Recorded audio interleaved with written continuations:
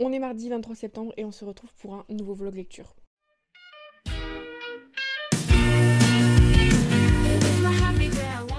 Donc si je commence le vlog aujourd'hui, c'est parce que hier, encore une fois, j'ai pas lu. J'ai l'impression que le lundi c'est maudit et que je lis jamais. Mais bref, aujourd'hui je reprends ma lecture de La Voix éternelle que j'ai mis sur ma Kindle parce que je trouve que le livre est assez lourd. Et pour mon confort de lecture, je préfère largement lire sur ma Kindle. Donc pour l'instant, j'ai pas trop avancé. Je suis à 15% à peu près. Donc voilà, j'aime toujours autant ce que je lis. J'ai lu deux trois chapitres tout à l'heure, mais j'ai pas plus avancé que ça par rapport à la semaine dernière. Et ouais, j'aime bien. Je le rappelle, on est sur le premier tome d'une trilogie de Dark Fantasy où on va suivre du coup Nima qui doit retrouver un assassin. En gros, il y a des épreuves pour savoir qui est le prochain souverain. Et lors de ces épreuves, il va y avoir un meurtre. Donc Nima, elle doit trouver qui a commis le meurtre. Et si elle y arrive, elle prend la tête sur le trône. Et si elle n'y arrive pas, elle meurt. Donc voilà, beaucoup d'enjeux. J'aime beaucoup. J'aime bien l'ambiance un peu Dark Academia, un peu sombre. Ça a l'air d'être un livre vraiment parfait pour l'automne.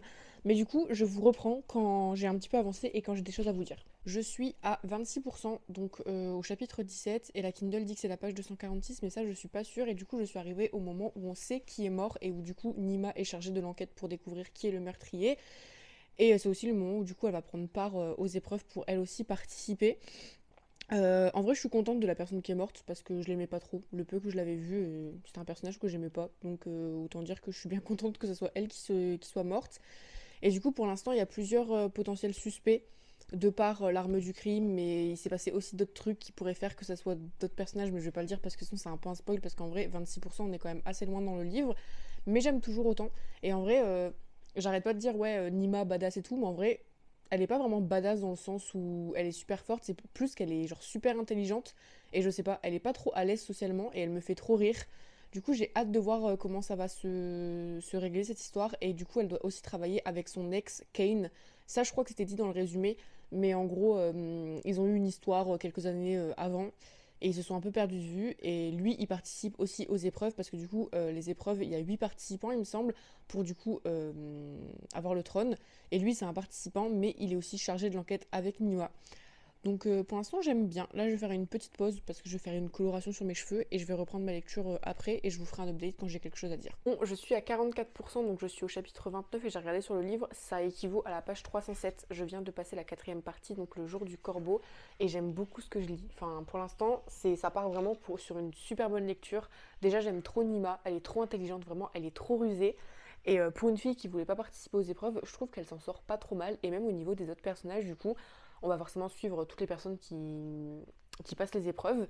Alors il y en a que j'aime moins que d'autres, mais je sais pas, j'aime bien leur dynamique ensemble. Alors il n'y a pas du tout la trope Found Family, parce que vraiment tous les autres participants détestent Nima.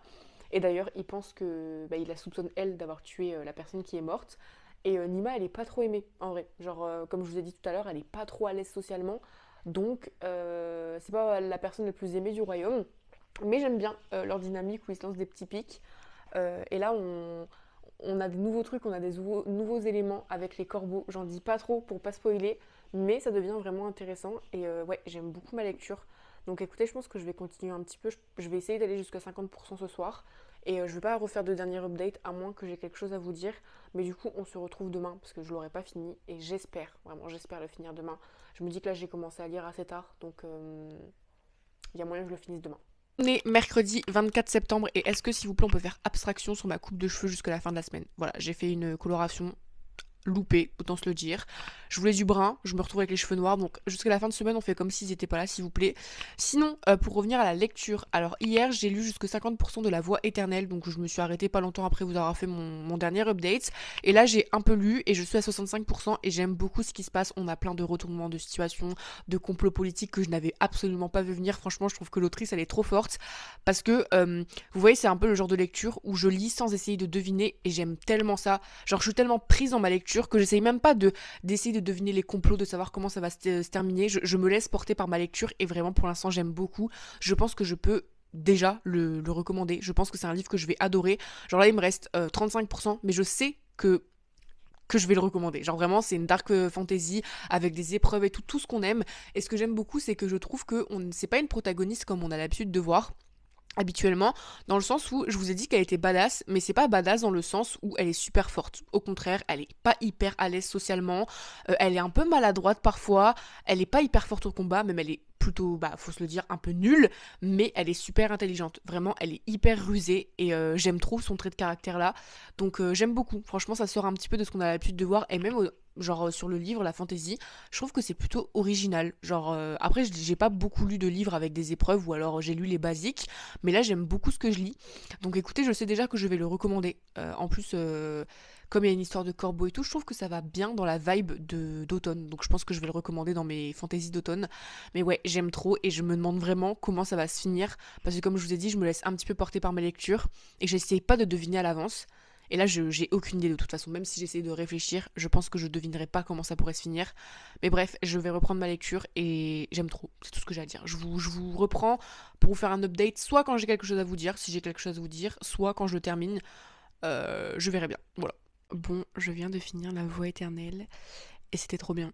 Vraiment, je pense que c'est un 5 étoiles. C'est pas un coup de cœur parce qu'il m'a manqué ce petit truc. Genre pour moi, un 5 étoiles et un coup de cœur, c'est pas la même chose. Parce qu'un coup de cœur, je sais que objectivement, ça peut être une moins bonne note. Mais là, c'est un 5 étoiles parce qu'il était vraiment parfait en tout point. Que ce soit au niveau du world building, au niveau de l'intrigue, des personnages, de tout en fait. C'était trop trop bien. Et les retournements de situation, déjà au dernier update que je vous avais fait à 65%, je trouvais qu'ils étaient fous. Mais là encore plus, parce que sur les retournements de situation qu'on a eu, il y a eu d'autres retournements de situation auxquels je m'attendais absolument pas. Donc c'était trop bien. Juste, je sais qu'il n'y a pas qu'un seul tome, mais je suis pas sûre que la suite ait été écrite. Donc je sais pas quand est-ce qu'on aura le droit à une traduction, mais vraiment c'était trop bien. Vraiment, l'intrigue, elle était hyper prenante. Il n'y a pas un seul moment où je me suis ennuyée, alors qu'on est quand même sur un livre de 700 pages presque. Les personnages, je les ai trop aimés, et pas que Nima. On a plein d'autres personnages que j'ai trouvé hyper attachants. Le world building était trop bien. Et du coup, je pense que je peux le recommander en lecture d'automne, parce que je trouve que c'est un peu dans le mood avec les corbeaux et tout. Et vraiment, les retournements de situation, je vais pas m'en remettre. Il y a des trucs que je n'ai tellement pas vu venir. Je suis choquée. C'était vraiment trop cool. Donc voilà, je suis trop contente. Vraiment, je suis trop contente parce que vu le prix du livre, ça m'aurait trop embêté qu'il soit nul. Mais là, c'est 28 € qui ont été bien rentabilisés et j'ai vraiment trop hâte d'avoir la suite. Donc écoutez, on se retrouve demain.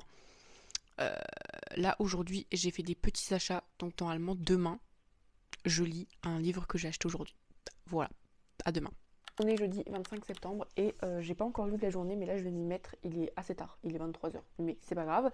Et hier je vous ai dit que j'avais acheté des livres et aujourd'hui j'en ai reçu un, mais je sais déjà ce que je vais lire. Déjà aujourd'hui j'ai reçu Reckless, donc la suite de Powerless.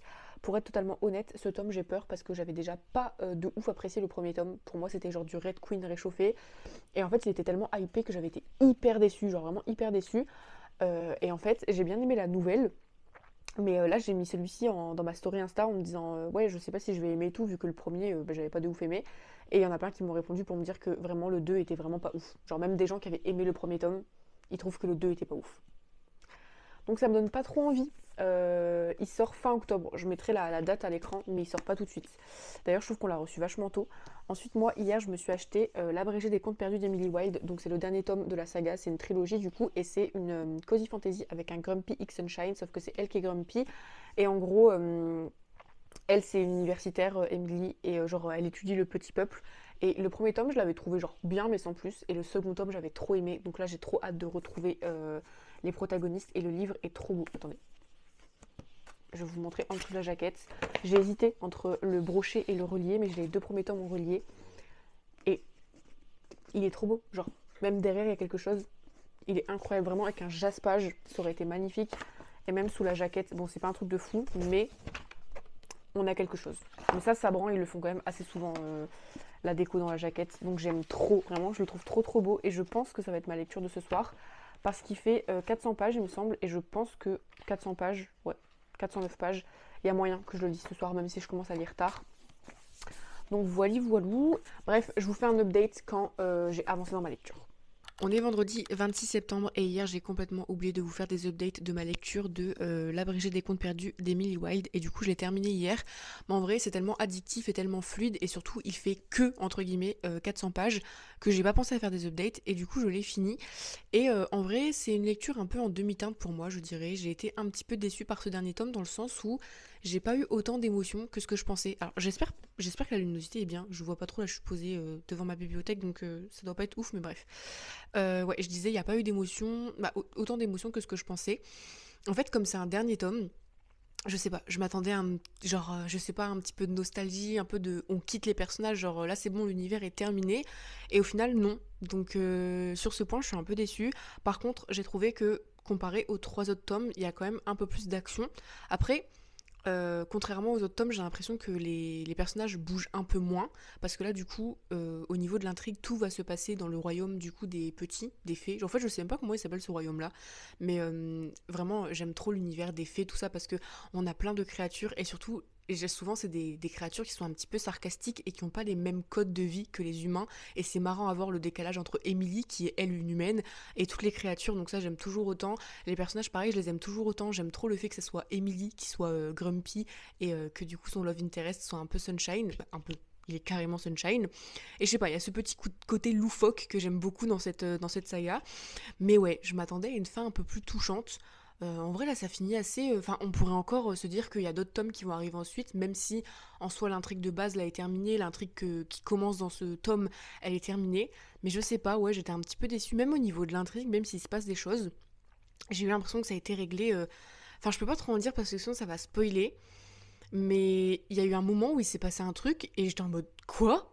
Et en fait, ça s'est réglé genre en 2 secondes. Et je sais pas si c'est parce que je suis plus habituée, parce que le second tome, je l'ai lu il y a un petit moment maintenant. Mais ouais, il me manquait ce petit truc. Donc écoutez, je vais pas mal le noter parce que j'aime quand même autant, toujours autant les personnages, l'univers, etc. Donc je pense que c'est un 3,75, voire un 4. Il faut que j'y réfléchisse encore un petit peu. Et c'est quand même une saga que je conseillerais. Mais ouais, je sais pas. Ce troisième tome ne m'a pas convaincue à 100%. Et pourtant, j'étais vraiment persuadée que j'allais adorer parce que vraiment le second tome, mais j'ai tellement aimé. Je sais que beaucoup ont commencé le premier et ils n'ont pas persévéré et ils n'ont pas aimé dès le premier tome en fait. Et je peux comprendre parce que c'est un petit peu loufoque entre guillemets. Mais moi j'ai trop aimé donc j'ai continué. Et le tome 2 j'étais en mode mais vraiment c'était trop bien. Donc j'étais trop contente d'avoir continué. Mais petite déception, écoutez, c'est pas grave. Là du coup je vais commencer. Alors j'ai pas le livre sur moi parce que je suis montée pour faire mon update et mon livre est en bas forcément. Du coup, ce soir, je vous ai demandé sur Instagram, j'ai fait un sondage, je savais pas quoi lire entre Reckless, donc de Laura Roberts, donc la suite de Powerless, ou alors Un nuage de sang, c'est la suite de Un thé avant la tempête, je sais pas s'il est pas loin. Non, il est pas du tout pas loin, bref. Et vous avez voté majoritairement pour Un nuage de sang. En vrai, c'était kiff-kiff, hein, parce que 55%. Donc écoutez, je vais chercher le premier tome et je vais vous lire le résumé du premier tome. Du coup, le premier, c'est celui-ci, Un thé avant la tempête de Hafsa Faisal. J'espère que je le prononce bien. Je vais vous faire un résumé rapide plutôt que vous le lire, mais je crois que j'en ai déjà fait un. En gros, on va suivre Artie qui, dans le premier tome, elle a un salon de thé qui devient un endroit un peu de repère pour les vampires la nuit. Et un jour, son salon de thé va être mis en péril par l'empereur, il me semble, et elle doit récupérer un document hyper important pour sauver son salon de thé, sauf qu'elle doit le récupérer dans un endroit hyper dangereux, donc elle va un peu monter une équipe pour aller rechercher ce document, et ça m'avait un peu fait penser à Six of Crows, dans le sens où elle va monter vraiment une équipe avec des gens super intelligents pour réussir sa mission. Et du coup, ouais, dans le premier tome, c'est ça qui se passe, et j'étais choquée. J'ai noté le premier tome coup de cœur. J'ai été rechercher ma vidéo sur TikTok, ma revue où j'en parlais, et je l'avais noté coup de cœur. Écoutez, je me souvenais plus du tout que je l'avais noté comme un coup de cœur. Et ce qui me fait mourir de rire, c'est que je me souviens même plus comment ça se termine. Donc ça me fait trop rire que c'était un coup de cœur, mais que je sais même plus dire comment ça se termine au final. Faudrait peut-être que je relise le dernier chapitre, je sais pas. En fait, je sais la finalité à peu près, mais j'en ai parlé avec une fille, elle m'a dit ouais, il y a ça qui se passe. Je suis en mode, hein? Qui est ce personnage dont tu me parles? Donc je vais peut-être lire le dernier chapitre et me mettre dans la lecture du coup du second tome. J'espère pouvoir réussir à le lire en une soirée.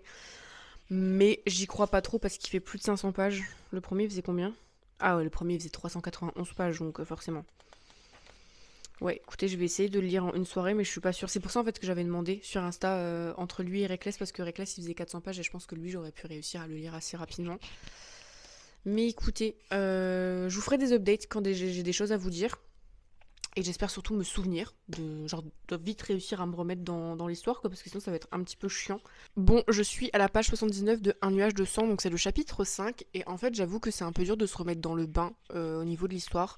En fait, dès le début, on nous balance des infos qui se sont passées à la fin du tome 1, je pense, pour nous rappeler un peu tout ce qui s'est passé.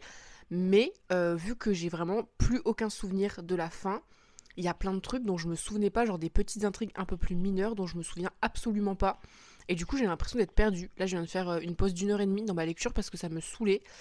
Je pense que je vais un peu plus persévérer, mais du coup, je pensais réussir le one shot ce soir. Honnêtement, je pense que c'est pas possible parce que là, il est déjà très tard et du coup, j'ai pas beaucoup avancé ce soir. Mais je vais essayer d'au moins aller jusque la moitié et j'espère comprendre un peu ce qui va se passer. Là, on a revu pratiquement tous les personnages, donc on sait à peu près où ils sont. Mais il y avait vraiment, genre par rapport au personnage de Jean, je vais pas dire ce qui s'est passé. J'avais complètement oublié, même par rapport à Flick. Bah après Flick, je sais pas si elle se faisait déjà appeler comme ça dans le tome 1 parce elle a décidé de changer de nom pour X ou Y raison, je vous dis pas parce que sinon c'est un spoil littéralement. Mais je viens de me rappeler du coup d'un truc qu'on a appris dans la fin du tome 1, maintenant je m'en souviens. Mais vraiment j'avais complètement oublié cette partie de l'histoire. Donc vraiment ça me fait penser qu'il faudrait que je prenne des notes pour les tomes 1, genre pour les sagas, genre une intrigue un peu globale de ce qui se passe. Et il y a un moment, c'est ce que je faisais, genre dès que je finissais un livre, quand il y avait des plot twists et tout, genre je notais parce que je sais que j'ai tendance à oublier. Genre je me rappelle un peu de mon ressenti par rapport au livre, mais je me rappelle jamais de ce qui se passe exactement, surtout quand il y a autant de temps qui passe entre la sortie la sortie des deux tomes. Mais du coup, voilà pour le premier update. Je pense que je vous fais un update quand je termine le livre ou alors si j'ai quelque chose à vous dire. J'en suis presque à la moitié de Un nuage de 100. Je suis exactement à la page 213. Donc pour être à la moitié, il faut être à la page 240. Et du coup, je viens de passer l'acte 2 et c'est bon. Genre, je me suis remise dans le bain, je me souviens des intrigues, je me souviens de ce qui s'est passé dans la fin du tome 2. En fait, juste après, du tome 1, pardon. En fait, juste après que je vous ai fait l'update en disant que j'avais encore un petit peu de mal à me mettre dans l'histoire, on a eu genre un point de vue où il parle plus librement de ce qui s'est passé à la fin du tome 1. Et du coup, ça m'a bien remis toutes les intrigues en place. Et ce que j'aime bien, c'est que du coup, l'intrigue, elle est complètement différente. Et en fait, on n'est pas que sur une histoire de vampire, on est un peu aussi sur une histoire de colonialisme. Et je trouve que c'est super bien, la manière dont c'est fait, c'est super intelligent. Et vraiment, j'aime trop les personnages. Et je pense que si j'avais noté le tome 1 en coup de cœur, c'est vraiment pour la Trop Femme de Family. Parce que vraiment, la relation entre les personnages, j'aime trop. Ils sont trop mignons, ils sont trop touchants. Et ce que j'aime beaucoup aussi, c'est que du coup, on a le point de vue de plusieurs personnages. On a 3 points de vue. On en a un quatrième, mais ça fait un petit moment qu'on n'a pas eu son point de vue. Même si on le voit dans le point de vue des autres, ça fait longtemps qu'on n'a pas eu son point de vue à lui. Et en fait, là, tous les personnages ne sont pas ensemble. Donc c'est cool parce que ça nous permet d'avancer sur l'intrigue, mais de points de vue différents. Et là, du coup, je viens de passer l'acte 2. Et vraiment, on vient de finir, genre, les 2 derniers chapitres des 2 points de vue différents. On vient de finir sur un truc qui donne trop envie de lire la suite. Donc je vais un petit peu continuer. Et je pense que je vais aller jusqu'à la page 241 parce que c'est la fin d'un chapitre. Et bon, on verra si je continue ou pas parce que là, il est quand même assez tard. Mais en tout cas, j'aime bien ma lecture. Franchement, c'est grave cool. Et je trouve que c'est original pour une histoire de vampire. Enfin, même si le côté vampire est quand même assez intéressant, parce que du coup, les vampires sont traqués, euh, on parle d'autre chose. Et je trouve que c'est super bien amené. Donc j'aime beaucoup pour l'instant. Je vous ferai un update soit quand je m'arrête, soit si j'ai la flemme, je vous reprends demain. Bon, au final, je me suis pas du tout arrêtée de lire et là, je suis à la page 406. Donc j'ai passé le troisième acte et je suis au chapitre 43. Et en fait, je me suis fait une remarque là en le lisant, c'est que ça ressemble quand même beaucoup à Six of Crows. Je l'avais déjà ressenti dès le premier tome. Et en fait, c'est ce qui était beaucoup sorti en termes de critique sur le premier tome, c'est que vraiment les gens avaient l'impression de relire un Six of Crows version vampire. Et en fait, autant là sur le début du roman, je l'ai pas trop remarqué, autant là depuis l'acte 3, je dirais, peut-être même un peu avant, j'ai l'impression qu'il y a beaucoup de schémas qui ressemblent vraiment à la duologie de Leigh Bardugo. Et du coup, c'est un peu chiant en vrai. Parce que. Enfin, c'est vraiment genre Six of Crows, mais version vampire. Alors, forcément, il y a d'autres enjeux, la politique est différente, il y a d'autres trucs qui vont se mettre en place. Après, moi, personnellement, Six of Crows, j'ai lu que la duologie et j'ai pas lu les Grisha ni les Kings of Scar. Et j'avoue que la duologie Six of Crows, je l'avais pas plus aimé que ça. Enfin, j'avais eu du mal à entrer à fond dans l'univers et j'avais aussi eu l'impression qu'on survolait un petit peu le développement des personnages, donc j'avais pas vraiment réussi à m'attacher aux personnages, ce qui n'est pas le cas dans ce livre-là. Là, je trouve que vraiment le point fort du livre, c'est vraiment les personnages et les relations qui s'entretiennent entre eux. Mais du coup, ouais, au niveau de l'intrigue, je trouve que là, il y a beaucoup de schémas qui se répètent et qui me font beaucoup penser à Six of Crows, donc c'est un peu embêtant en vrai. Mais du coup, voilou pour mes réflexions là sur ma lecture. Après, je vais pas mentir, j'aime quand même ma lecture. Enfin, je passe un super bon moment, j'ai hâte de savoir comment ça va se passer. Même si je trouve que tout est un peu trop facile. Genre vraiment, des fois ils arrivent à se sortir de situations. Genre tu te dis c'est pas possible. Enfin, ils veulent trop faire passer Artie pour la meuf hyper intelligente et tout, mais il y a un moment c'est juste, c'est pas possible juste. Mais bref, j'aime quand même ma lecture. On dirait pas avec tout ce que je viens de dire, mais si, j'aime ma lecture, j'aime bien les personnages, j'aime bien leur dynamique. Les enjeux et tout, ils sont hyper importants, donc j'ai hâte de savoir comment tout ça va se terminer. Mais du coup, je pense que je vais le finir demain. Voilà, il me restera moins d'une centaine de pages à lire, donc je pense que je vais le lire assez rapidement. Et écoutez, je m'arrête là pour ce soir et je vous dis à demain. On est samedi 27 septembre et je viens de terminer Un nuage de sang. Je ressors un peu mitigée de cette lecture, honnêtement. C'est une fin douce amère. J'ai pas trop envie de spoiler, mais je vais dire que je m'attendais à cette fin. Je savais qu'il y avait certains éléments qui allaient arriver, mais c'est pas pour autant que j'en suis heureuse. Mais ouais, c'était sympa. En soi, j'ai passé un bon moment de lecture. J'ai trouvé qu'il y avait plus d'action que dans le tome 1. J'avais vu beaucoup de critiques sur la plume de l'autrice dans le tome 1. Après, moi, déjà à l'époque, j'avais pas trouvé que c'était trop troublant, donc je sais pas vous dire s'il y a une amélioration ou pas. Après, c'est vrai qu'il y a des moments, l'autrice, j'ai l'impression qu'elle fait des longues phrases pour dire des trucs super simples. Mais en fait, la fin, je m'y attendais un petit peu. Et du coup, je suis déçue que ça se soit passé exactement comme. Enfin, même, il y a eu certains personnages et tout. Enfin, je sais pas comment expliquer, mais tout ce qui est arrivé, j'ai l'impression que je m'en doutais un petit peu. Du coup, j'ai pas été surprise. Après, ça me dérange pas tant que ça quand il y a pas forcément de plot twists. Mais c'est juste que là, parfois, certains plot twists tombaient un peu comme un cheveu sur la soupe. Donc, je sais pas trop quoi en penser. Euh, Et ça ressemble quand même beaucoup à Six of Crows. Et je trouve que dans la fin, ça se ressent quand même beaucoup. Mais par contre, j'ai adoré les personnages. Vraiment, ça, c'est un point que j'avais déjà adoré dans le tome 1. Et encore une fois, dans ce second tome, j'aime toujours autant les personnages. Vraiment, la trope, le trope Found Family, j'aime beaucoup. Mais du coup, bah ouais, lecture un peu en demi-teinte. Je sais pas combien je vais le noter. Je pense que je vais le noter 3,75 ou 4, je sais pas. Parce qu'en soi, j'ai rien à reprocher au livre. Enfin, ça manquait pas d'action, l'intrigue elle était cohérente, il y a des messages qui sont passés et tout, je trouve qu'ils sont bien passés. J'ai bien aimé les personnages, j'ai bien aimé les relations entre les personnages. Mais il m'a manqué un petit truc, je dirais. Peut-être un peu plus de. En fait, si j'ai l'impression que le fait que ça ait été quand même vachement prévisible, ça m'a un peu pas gâché ma lecture, mais ça change un peu mon appréciation du livre. Donc ouais, dans l'ensemble c'était une bonne lecture, mais sans plus. Après c'est une bonne finalité pour la duologie, même si j'aurais préféré que certaines choses ne se passent pas. Mais je m'y attendais et je peux pas trop en dire, mais en vrai c'est logique cette fin. Mais du coup, là je vais commencer un autre livre. Alors j'avais clairement pour projet de finir à la base Un nuage de sang dans la journée et commencer Reckless un peu plus tôt. Au final là il est déjà très tard, donc je pense pas que je vais pouvoir le one shot comme prévu, mais je vais quand même le commencer. Du coup, c'est Reckless de Lauren Roberts. Donc le second tome de Powerless. Et écoutez, je commence cette lecture en sachant que je ne vais pas aimer. Voilà. En fait, quand j'ai demandé au service de presse, j'avais un espoir que ça soit mieux. Et j'ai l'impression que depuis que j'ai dit que je l'avais reçu et j'ai demandé aux gens ce qu'ils en avaient pensé, je vois que des avis négatifs. Vraiment, tout le monde dit que le tome 2, il sert à rien. Après, c'est souvent le cas dans une trilogie. Je trouve que le tome 2, c'est souvent un tome de transition où il se passe pas grand-chose.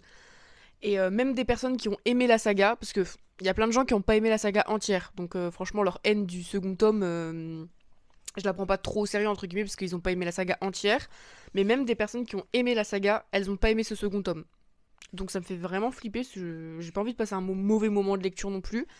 Et en fait, le premier tome, moi, je l'avais bof aimé. Mais à l'époque, je l'avais bof aimé aussi parce qu'il y avait tellement une grosse hype que quand je l'ai lu, j'étais hyper déçue et je trouvais que c'était un copier-coller de Red Queen. Et du coup, j'étais juste déçue en fait.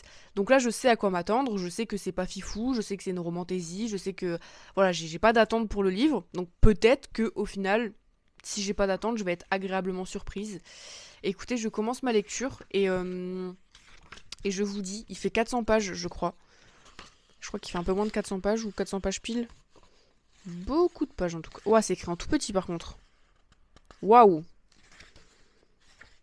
Non, il fait 430 pages. Mais genre, je vais peut-être pas vous montrer la dernière page, mais j'ai l'impression que c'est écrit vraiment en minuscule. Je sais pas si vous allez voir, mais... Bon, bref, je reprends ma lecture et je vais retrouver Kai et Paydin. Bon, je suis à la page 133 de Reckless et je me fais chier. Bon là, il se passe rien. 133 pages de vide. Et là, Kai, il vient de dire un truc. Je suis tellement d'accord avec lui, et pour une fois que je suis d'accord avec lui, j'aurais dit, et pourtant, bien qu'elle ne cesse de répéter qu'elle va me trancher la gorge, elle a échoué à le faire à de multiples reprises. Et vraiment, ça c'est le problème de Paydin. c'est vraiment, dans le tome 1, elle arrêtait pas de dire et de mettre le couteau sous la gorge de Kai, et ça me saoulait. Parce que vraiment, toute sa personnalité, j'ai l'impression qu'elle se basait sur le fait qu'elle lui mettait le couteau sous la gorge.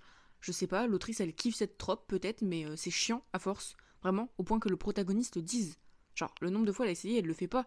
C'est bon, Mago, lâche-la faire. Genre, tu sais que tu vas pas le faire, pourquoi tu fais genre à chaque fois? Là, du coup, petit spoil, bah non, spoil du tome 1. Je vous mettrai, pour ceux qui l'ont pas lu, le moment où j'arrête d'en parler. Mais dans la fin du tome 1, Paydin, elle a gagné les épreuves. Tout le monde sait que c'est... Bah, je crois qu'elle a gagné les épreuves, mais en tout cas, tout le monde sait que c'est une ordinaire. Elle a tué le roi, donc le père de Kai. Donc, Kit, le frère de Kai, est devenu le roi. Et Kai est devenu l'exécuteur. Et elle s'est enfuie. Et là, en gros, toute l'intrigue du tome 2 se base sur le fait que Kai est à sa poursuite. Et vraiment, pendant, je dirais, 110 pages, ça a été vraiment que une course-poursuite, en gros. Genre vraiment, on avait les chapitres de Paydin qui étaient là, j'ai faim, j'ai soif, j'ai chaud, à l'aide, j'ai mal. Et Kai qui disait, ah mais où est-ce qu'elle est? Bon, j'arrête pas de croire que je la vois, mais en fait c'est peut-être pas elle, je deviens fou. Pendant 120 pages. Là, du coup, ils se sont croisés, ils ont eu une vraie conversation, une conversation qui a duré 2 pages. Et là, elle vient de s'enfuir. Bref. Du coup, fin du spoil, mais... du spoil du tome 1, un petit peu. Mais ouais, je me fais chier. Après, on m'avait dit que ce tome 2, c'est un tome de transition et ça se sent. Genre, je sais pas pourquoi l'autrice a voulu faire une trilogie, sachant qu'elle avait déjà fait une nouvelle. Et que déjà, la nouvelle, ça se voyait qu'elle voulait gratter son buzz pour raconter l'histoire d'Adena. Alors que Adena, quand t'as lu le tome 1, tu sais son histoire. Enfin, tu sais comment elle finit. Donc, c'est une nouvelle où tu sais déjà la fin. Après, je dis pas, la nouvelle, j'ai bien aimé, j'ai pleuré. J'ai plus aimé la nouvelle que le tome 1. Mais là, je pense que vraiment, le tome 2, ça va signer le fait que j'arrête avec cette saga. Je sais pas pourquoi je m'obstine. Je pense que même si le tome 2, il remonte un petit peu dans mon estime, ce qui est pour l'instant mal barré parce que je suis un quart du livre, là. Je suis à la page 133, il fait 433 pages. Donc, il me reste 300 pages à lire. Je pense que je lirai pas le 3, ou alors je le demanderai pas, je le lirai sur ma Kindle, je sais pas, mais je suis vraiment pas motivée. Point positif, ça se lit très vite. Vraiment, ça... je veux pas dire que c'est addictif, c'est faux, mais ça se lit vite. Donc bon, la plume est fluide, c'est déjà ça. Écoutez, je vais encore un petit peu lire, mais là il est tard, donc je pense pas que je vais lire beaucoup. Je vais essayer de lire jusqu'à la page 200. Je sais pas si je vous ferai un update, donc au cas où à demain, ou alors à tout à l'heure si je vous fais un dernier update pour vous dire ce que j'ai pensé de ces 70 dernières pages que je lis ce soir. Mais là je suis pas motivée, hein. On est dimanche 28 septembre et j'ai pas mal avancé sur ma lecture de Reckless et pour être totalement honnête, je subis ma lecture. J'aime pas, voilà, il ne se passe rien, c'est un tome de transition qui ne sert à rien, l'histoire n'évolue pas. À mon sens, elle aurait mieux fait de faire une petite nouvelle comme elle a fait pour l'histoire de Adena plutôt que nous pondre un livre de 430 pages où il ne se passe rien. La seule chose qui se passe, c'est fuis-moi, je te suis, tu me détestes, non, je te déteste pas, oui, je te hais, mais j'arrive pas à te haïr, non, mais en fait, tu t'essayes de me haïr, mais t'y arrives pas et c'est pour ça que tu me hais. C'est chiant, ça tourne en rond, c'est prévisible, il ne se passe rien du tout. Là, on a eu 2 petites révélations, une qui était quand même intéressante parce que en vrai je m'en doutais pas, mais j'ai même pas essayé de deviner, je suis tellement pas impliquée dans ma lecture que j'ai même pas essayé de réfléchir à ça. Et le deuxième truc qu'on a appris, c'est plus un truc un peu genre qu'elle essaie de faire un peu dans le sentimental. C'était vite fait intéressant, mais en soi ça rapporte rien à la lecture, ni à l'histoire. Je connais la fin, parce que j'ai été spoilée. Après, bon, ça j'ai été spoilée là, il y a longtemps. Mais apparemment la fin c'est vraiment le truc qui fait que il faut avoir lu ce tome pour pouvoir passer au suivant. Mais honnêtement, il y a juste... Genre, j'ai envie de vous dire ce qui se passe à la fin pour que vous n'ayez pas à subir cette lecture. Là, on parle d'un livre quand même. Après, c'est même pas de la faute de la maison d'édition ou quoi, mais il est quand même à 25,90 €. Alors ok, c'est un beau relié Jaspé, mais il ne se passe rien. Et rien du tout. L'histoire n'avance pas, les protagonistes sont énervants, vraiment. C'est trop chiant, c'est que, ah, je vais te tuer, ah, mais t'arrives pas à me tuer, ah, c'est la 5e fois que j'aurais pu le tuer, mais je l'ai pas fait, c'est bon, on a compris, vous kiffez, vous devez vous détester, c'est chiant, là, ça tourne juste en rond. Et vraiment, j'ai l'impression de passer pour la hateuse originelle avec ce livre, mais je comprends pas. Et pourtant, je savais à quoi m'attendre, je savais que le 1, je l'avais noté quand même 3,5, donc j'avais été déçue par rapport à la hype, mais je savais à quoi m'attendre, je savais que je devais pas m'attendre à un truc de fou pour ce second tome, mais même en ne m'attendant à rien, j'arrive à être déçue, c'est une singerie ça. Vraiment, je suis dégoûtée. Là, il me reste 80 pages, je l'ai fini, je vous fais un dernier update, mais j'ai hâte de passer à ma dernière lecture. Là, vraiment, j'ai eu une migraine toute la journée, j'ai repris ma lecture en me disant c'est bon, ça va mieux, et au final, il va me redonner une migraine le livre, carrément. Bref, je vous fais un update quand j'ai terminé. Bon, je viens enfin de finir Reckless et quelle perte de temps, quelle perte d'énergie. Franchement, j'ai pas aimé. J'ai pas passé un bon moment de lecture. Pour moi, ce livre, c'est un condensé de tropes. Il y a toutes les tropes possibles et inimaginables dans ce livre. Je ne comprends pas la hype pour cette saga. Je vous l'ai dit, c'est que du fuis-moi, je te suis tout le long du livre et c'est chiant. Clairement, vous allez en librairie, vous lisez le dernier chapitre, l'épilogue, vous avez tout ce qu'il y a à savoir parce que là, j'ai l'impression qu'on est forcé de lire le second tome juste pour comprendre parce qu'il y a des éléments quand même qui sont importants. Bah, un élément qui est important à comprendre pour lire le troisième tome. Mais c'est clairement pas. Enfin, ça justifie pas un tome aussi gros. Je suis super déçue. Ce livre-là, c'est vraiment à lire que pour la romance. Et encore, même la romance, je la trouve pas super bien exécutée. Elle est hyper forcée, un peu gênante. Euh, Toutes les répliques tombent un peu à plat. Enfin, je sais pas, j'ai pas aimé. Franchement, j'ai pas aimé. Je pense que je vais le noter 2, peut-être 2,5. En fait, je me vois pas mettre moins de la moyenne parce que. Bon, il y a quand même tout le taf de l'auteur derrière, mais je comprends pas pourquoi faire un tome aussi gros, vraiment. Je me dis, moi, heureusement que je lis vite, mais les gens qui mettent plusieurs jours à lire un livre, ils vont perdre plusieurs jours sur ce livre, je refuse d'y croire. Vraiment, je pense que je vais devenir la hateuse numéro 1 de ce livre. Donc ouais, je pense 2 ou 2,5. Je vais mettre 2,5 pour dire que c'est la moyenne, mais j'ai pas vraiment passé un bon moment. Il y avait deux, trois moments qui étaient intéressants, mais je le répète, en nouvelle, ça aurait été largement suffisant, vraiment. Mais du coup, je peux vous dire maintenant que, parce que je savais pas, mais le fait que là il y a un désert, ça a une importance, bah, ça veut dire quelque chose dans le livre, et les coquelicots aussi. Il y a une petite scène qui fait une référence aux coquelicots. Au moins, le livre est cohérent par rapport à ce qui se passe dedans. Donc c'est plutôt bien trouvé d'avoir fait ça, parce qu'au début, j'étais pas trop fan des coquelicots sur le jaspage. Mais en vrai, ça a un sens dans le livre. Voilà, c'est pas intéressant, mais je le dis. Et du coup, là, j'ai vraiment plus beaucoup de place dans ma carte SD, donc je me dépêche. Mais je vais commencer La Grâce des Rois de Ken Liu. C'est une fantasy, je crois que c'est une fantasy pour adultes. C'est un énorme pavé. Personnellement, je l'ai trouvé sur Vinted parce qu'il est introuvable en magasin. Il me semble que c'est une trilogie, mais je crois que tout n'a pas été traduit. Donc je me lance peut-être dans une saga que je pourrais pas finir parce que les livres en VO je les ai trouvés mais je pense pas du tout avoir le niveau et surtout il est tellement gros. Mais écoutez, je vide ma caméra un petit peu là parce que j'ai plus beaucoup de place et je vous ferai un update quand j'aurai un petit peu lu. Mais là, je suis hype parce que je sais pas si vous connaissez Anouk, je vous mettrai son profil à l'écran sur TikTok, mais elle l'a beaucoup aimé et je fais confiance en ses goûts en fantasy parce que souvent on aime les mêmes genres de livres. Donc voilà, j'espère passer un meilleur moment de lecture sur ce livre et voilà, à tout à l'heure. Je vous retrouve dans un accoutrement, franchement, t'as peur. Mais il y a eu un petit changement de programme. En gros, hier, je vous ai filmé un clip pour vous dire que j'avais avancé sur ma lecture de La Grâce des Rois. Mais hier, je comptais faire une nuit blanche parce que j'ai un rythme de vie catastrophique en ce moment. Donc, je voulais faire une nuit blanche pour ce soir aller me coucher tôt et reprendre un rythme normal. J'ai pas réussi à faire ma nuit blanche. Je me suis endormie à 10h, je me suis réveillée à 15h30. Donc, autant dire que je vais être encore plus décalée, mais c'est pas grave. Et du coup, hier, je vous avais fait un clip où je vous disais penser pouvoir avancer sur La Grâce des Rois. Autant vous dire que non. Et là, du coup, je poste bientôt ma vidéo YouTube, donc j'aurai pas le temps de plus avancer. Mais du coup, je vais vous en parler quand même un petit peu. Du coup, j'ai lu à peu près 200 pages et pour l'instant, j'aime bien. En gros, on va suivre le royaume de Dara qui est divisé en 7 états, mais qui va être colonisé. Je sais pas si c'est le terme, mais en gros, un des 7 états va prendre le pouvoir sur les autres et le roi de cet état-là, donc de Xana, va s'autoproclamer empereur et c'est un peu la dictature avec lui. Sauf qu'un jour, il va y avoir des rébellions et du coup, on va suivre cette rébellion qui part du coup du peuple corvéable, j'espère que je le prononce bien, qui est épuisé et écrasé sous les impôts. Et du coup, on va suivre deux personnages, Mata Zindu, j'espère que je le prononce bien, donc le dernier héritier de son clan, et Kuni, je pense que ça se prononce comme ça, Garou, qui est un voyou, charmeur, beau parleur, et qui s'apprête à embraser un destin plus grand que ce qu'il ne pensait. Bref, c'est plutôt sympa, l'univers est assez dense. Là, sur les 200 premières pages, on a eu beaucoup de world building, d'explications de politique, on a un peu découvert les personnages, mais honnêtement, j'ai pas vu les 200 pages passer. Après, c'est écrit en assez gros, mais j'ai pas vu les 200 pages passer. Donc, voilà. J'espère pouvoir le finir aujourd'hui, avant demain, pour qu'il soit dans mon bilan de septembre, du coup. Mais j'aime bien ma lecture, voilà. Et je sais pas si je l'avais dit, mais du coup, c'est pas une trilogie, c'est une saga de 4 tomes. Sauf que le dernier tome n'a pas encore été traduit en français, je pense pas qu'il le sera. Donc j'espère vraiment pouvoir le lire en VO ou je sais pas, faire quelque chose parce que ça m'embêterait de pas pouvoir lire la conclusion à une saga, surtout si j'aime bien. Et en plus, le deuxième et troisième tome sont assez difficiles à trouver. Donc là, j'ai eu la chance de trouver le premier sur Vinted, mais on verra bien. Du coup, voilà, j'espère que ce long vlog, parce que je crois qu'il est très long, vous a plu. J'essaye en ce moment quand je fais mes vlogs lecture de plus faire des updates lecture pendant ma lecture et pas avant et après. Au moins ça vous permet vraiment de voir l'évolution de ce que je pense sur un livre. J'espère que ça vous plaît. Et écoutez, je vous dis à très bientôt pour une nouvelle vidéo parce que du coup mon bilan va sortir incessamment sous peu. Bisous!